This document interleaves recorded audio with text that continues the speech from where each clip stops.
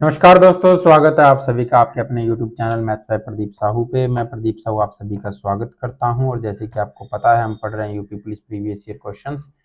UP police SI और constable कोई भी एग्जाम आपने अगर भरा है तो आप इस वीडियो को देख सकते हैं। और आपके मैथमेटिक्स के क्वेश्चन हम यहाँ पर कर रहे हैं। डेली एक पेपर, एक वीडियो में एक पेपर हम कंप्लीट कर लेंगे। मैथमेटिक्स के क्वेश्चन कंप्लीट कर लेंगे उसमें। तो आपको ध्यान से चीज़ों को पढ़ना है। और जो बच्चा नया है, चैनल को सब्सक्राइब करके बेल आइकन को दबा के ऑल पे प्रेस करना, ताकि आपको हर वीडियो का नोटिफिकेशन मिलता रहे। कोई भी प्रॉब्लम हो कमेंट कर सकते हो आप, वहां पर मैं देख लूंगा और उसका रिप्लाई कर दूंगा। और वीडियो अच्छी लगे तो लाइक और शेयर जरूर करना। चलते हैं फर्स्ट क्वेश्चन की तरफ। क्या कहता है देखो। उम्मीद करता हूँ आपकी तैयारी अच्छी चल रही होगी और आप अच्छे से पढ़ रहे होंगे। किसी आभूषण में सोने और तांबे का अनुपात 3:2 है। आभूषण में सोने का प्रतिशत कितना है? तो सोना यहाँ अनुपात में कितना है? 3।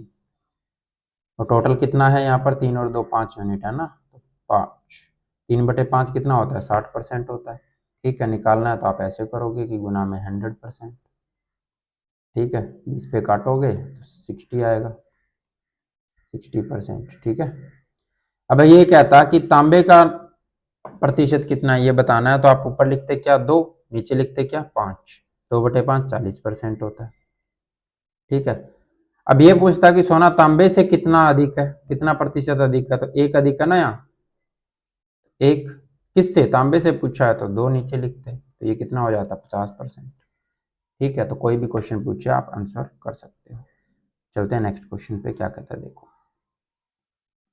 कह रहा है एक ट्रेन 48 किलोमीटर प्रति घंटा की गति से अपनी यात्रा 10 घंटे में पूर्ण कर सकती है। यदि इसी दूरी को 8 घंटे में तय करना हो तो ट्रेन की गति क्या होनी चाहिए?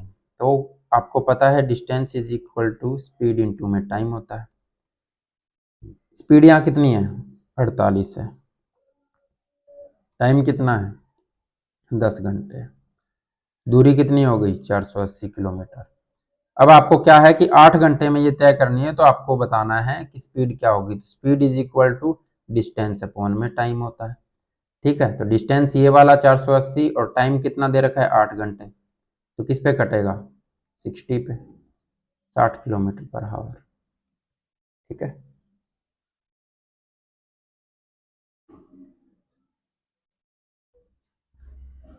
एक टंकी में 2 नल लगे हैं जो इसे क्रमशः 10 घंटे और 15 घंटे में भर सकते हैं। एक नल पूर्णतः भरी टंकी को 12 घंटे में खाली कर सकता है। यदि खाली टंकी को तीनों नलों के एक साथ खोल दिया जाए तो टंकी को पूर्णतः भरने में कितना समय लगेगा, ये आपको बताना है। 10 घंटे, 15 घंटे और तीसरा क्या कर रहा है? 12 घंटे में खाली कर रहा है। तो उसके आगे माइनस का साइन लगा देते हैं खाली के दिखाने के लिए। ठीक है, कि ये भर नहीं रहा है, ये खाली कर रहा है। एलसीएम लेंगे, वो क्या होगा? टोटल वर्क होगा आपका, कुल कार्य होगा। तो एलसीएम कितना आएगा? 60 आएगा इनका। ठीक है। अब क्या निकालेंगे? कार्य क्षमता निकालेंगे। ठीक है, क्या निकालेंगे? कार्य क्षमता। वो कैसे निकालेंगे? तो टोटल वर्क अपॉन में क्या कर देंगे? जितना टाइम लग रहा है वो करेंगे। 60/10 कितना होगा? 6। 60/15 करोगे 4। 60/12 करोगे 5। यानी ये 5 क्या कर रहा है? खाली कर रहा है और ये भर रहे हैं। तो 1 घंटे में अगर तीनों का काम देखा जाए तो कितना होगा? ये 6 भर रहा है, ये 4 भर रहा है और ये 5 खाली कर रहा है। तो टोटल काम कितना होगा? 5 ही होगा। क्यों? क्योंकि ये 10 भरेंगे दोनों और ये 5 खाली कर देगा। अब क्या है? 60 काम करना है। टोटल काम बटे में क्या होता है? कार्य क्षमता। 1 घंटे में किया गया काम, सभी के द्वारा 1 घंटे में किया गया काम कितना है? 5। तो 60/5 करोगे तो 12 घंटे आपका आंसर आ जाएगा। ठीक है, चलते हैं नेक्स्ट क्वेश्चन पे। क्या कहता है देखो। घड़ी की सुई एक दिन में कितनी बार एक दूसरे के लंबवत होती है? एक दिन में 24 घंटे भाई, 24 घंटे में कितनी बार लंबवत होगी? आपको पता होना चाहिए कि 12 घंटे में लंबवत की बात करें तो घड़ी की सुई कितनी बार लंबवत होती है? 22 बार। ठीक है। और अगर 180 डिग्री एंगल की बात करें या एक ही लाइन की बात करें तो कितनी बार होगी? तो आप ये कहोगे कि जी 11 बार। ठीक है, 180 डिग्री का, 180 डिग्री का कोण की बात करें तो वो 12 घंटे में 11 बार, और 90 डिग्री के कोण की बात करें तो 22 बार। लेकिन यहाँ पर पूछा है कि एक दिन में यानी 24 घंटे में, तो 12 घंटे में 22 बार। तो 24 घंटे में कितना हो जाएगा? गुना 2 कर देंगे तो 44 टाइम्स, 44 बार। ठीक है, चलते हैं नेक्स्ट क्वेश्चन पे, क्या कहता है देखो बच्चे। सीरीज वाला क्वेश्चन है 1 6 15 और यहाँ से यहाँ पर जाने के लिए कितना। तो यहाँ पर 5 ऐड किया, यहाँ एकदम से नहीं बढ़ रही ना सीरीज, तो ऐड किया होगा कुछ ना कुछ, ठीक है। मल्टीप्लिकेशन में तो एकदम से बड़ी हो जाती है सीरीज। यहाँ पर कितना है 9, यहाँ क्या होना चाहिए, यहाँ क्या होना चाहिए, और यहाँ कितना है 21, ठीक है। तो 5 में 4 ऐड किया तो 9 हो गया, और 9 में 4 ऐड करें तो यहाँ 13 होना चाहिए, 13 में 4 ऐड करें तो 17 होना चाहिए, ठीक है। और 17 में 4 ऐड करें तो यहाँ 21 है, ठीक है। तो यही होगा ना, 4 4 ऐड करके जोड़ता जा रहा है, ठीक है। तो यहाँ पर आप क्या करोगे, इसमें 13 जोड़ोगे तो 28 आएगा, ठीक है। तो यहाँ कितना हो जाएगा 28, 28 में 17 जोड़ेंगे तो 45 आएगा, 45 में 21 जोड़ेंगे तो 66 आएगा, ठीक है। तो ये क्या था, आपका डिफरेंस वाली सीरीज थी। चलिए ये क्वेश्चन क्या कहता है, ये कह रहा है किसी प्रतिवर्ष वार्षिक साधारण ब्याज की दर से कोई धन 8 वर्षों में 2 गुना हो जाता है। साधारण ब्याज का फॉर्मूला आपको पता ही है, प्रिंसिपल गुना में रेट गुना में टाइम बटे में 100 होता है। अब आप क्या करो, प्रिंसिपल को हमने मान लिया 100 रुपए, तो ब्याज कितना बनना चाहिए, ये क्या कह रहा है, कोई धन कितना हो जाता है, साधारण ब्याज की दर से कोई धन 8 वर्षों में 2 गुना हो जाता है। 2 गुना का मतलब क्या है कि 100 रुपए पे जब 100 रुपए ब्याज बनेगा तभी तो 2 गुना होगा ना। तो ब्याज हमारे पास आ गया 100 रुपए। अब क्या कहा इसने कि टाइम तो दिया हुआ है लेकिन रेट आपको बताना है। टाइम है 8 वर्ष, बटे में क्या करते हैं 100, तो 100 से 100 कट जाएगा, रेट इज इक्वल टू 100/8 होगा, और वो कितना होता है 12 से ही 1/2 होता है। बी ऑप्शन आपका राइट आंसर हो जाएगा, ठीक है। चलते हैं नेक्स्ट क्वेश्चन पे, क्या कहता है देखो। x to the power b और ऊपर a है ना, तो इसको क्या लिख सकता हूं, ए बी लिख दूंगा, मल्टीप्लाई होगा ना पावर, अपॉन में x टू द पावर नीचे भी मल्टीप्लाई होगा तो सी ए गुना में, अब इसको b को मल्टीप्लाई करते हैं अंदर, x to the power C B upon x to the power A B, x to the power A C, इसी तरह यहाँ मल्टीप्लाई करेंगे ना, और b को c के साथ करेंगे तो x to the power B C, ठीक है। तो ये भी बी सी है, ये भी पावर बी सी है, ये ए बी है, ये भी पावर ए बी है, ये ए सी है, ये भी पावर ए सी है, कट हो जाएगा सब, तो एक आ जाएगा, ठीक है। चलिए नेक्स्ट क्वेश्चन पे चलते हैं, क्या कहता है देखो। कह रहा है इसको सॉल्व करना है, कैसे करोगे, तो सबसे पहले आप ये अंदर वाली ब्रैकेट को सॉल्व करोगे कि क्या होगा, 2 एकम 2 और 1 3, 3/2 माइनस 1/3 माइनस 1/6, ठीक है। तो एलसीएम लोगे कितना आएगा 6, ऊपर कितना जाएगा, तो 6 को 2 से भाग करोगे 3 जाएगा, 3 3 9 होता है, ठीक है। 6 को 3 से भाग करोगे कितना जाएगा, 2 जाएगा, 1 से गुना करोगे 2 हो जाएगा, 6 को 6 से भाग करोगे 1 से गुना करोगे 1 आएगा।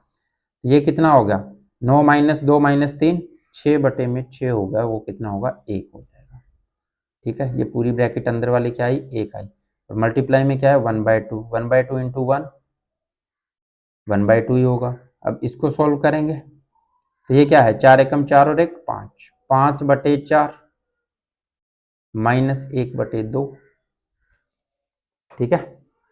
तो एलसीएम कितना आया 4 आया, 4 को 4 से भाग करेंगे ऊपर 1 5, माइनस 4 को 2 से भाग करेंगे 2 ऊपर 2,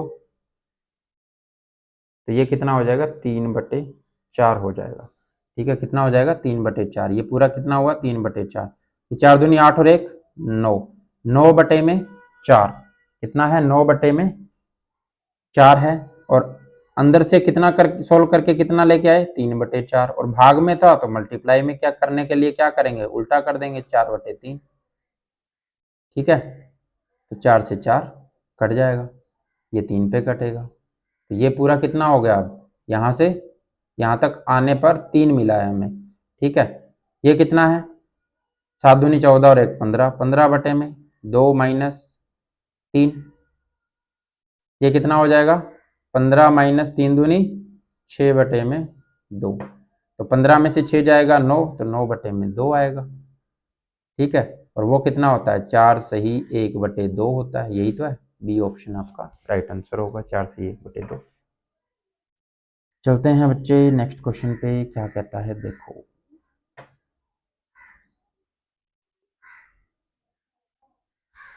तीन अंकों की कितनी संख्याएं हैं जो 17 से विभाजित है, ये बताना है आपको। तीन अंकों की कितनी संख्याएं हैं जो 17 से विभाजित है।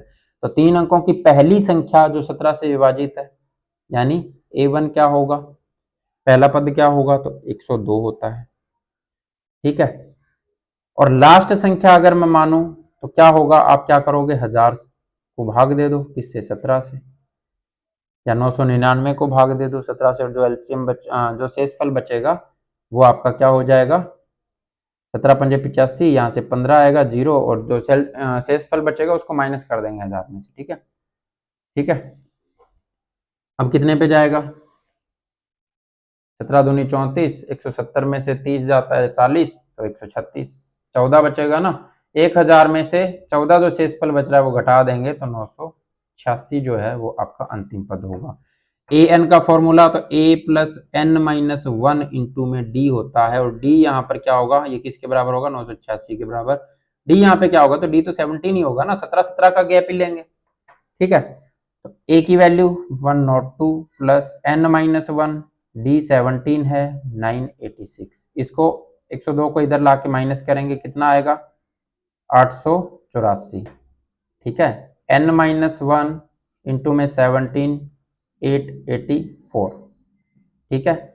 17 पे काटोगे, 17 पंजे 85, बचेगा 3, 17 दूनी 34, n minus one is equal to 52, n is equal to 53 हो जाएगा, इधर आके प्लस होगा ना ये, तो सी ऑप्शन आपका राइट आंसर होगा, ठीक है।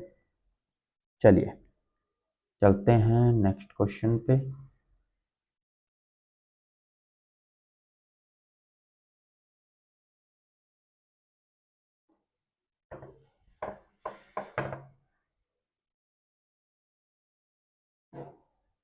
देखो भाई, ये है अप्रोक्सीमेशन के क्वेश्चन बच्चे, अप्रोक्सीमेट वैल्यू ले लेंगे, ये 26.003 है, तो 26 गुणा में क्या कर दोगे, 37.99 है ना, तो इसको 38 लिख देंगे, ठीक है, माइनस ये 309.010 है, तो 309 ही लिख दूं, अप्रोक्सीमेशन वैल्यू ले ली।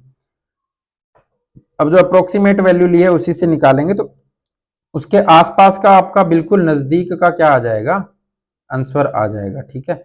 और जो नजदीक का आंसर आएगा वही हम क्या कर देंगे, आंसर में लिख देंगे, ठीक है। क्योंकि इसको अगर पूरी तरह सॉल्व करने जाओगे बहुत टाइम लग जाएगा, और टाइम आपके पास एग्जाम में कम होता है बच्चे। तो 26 गुना में 38 करोगे, कितना आएगा आपका, 988 आता है, ठीक है, माइनस 309 करोगे, ठीक है। 988 में से 309 को घटा दोगे तो कितना आएगा, ये आता है 679, ठीक है। क्यों, क्योंकि 300 घटाओगे तो 688 होता है, और 9 और घटाओगे तो कितना हो जाएगा, 79, ठीक है। तो अब इसके पास कौन सा है, तो इसके पास तो 680 है, वही आंसर करेंगे, ठीक है।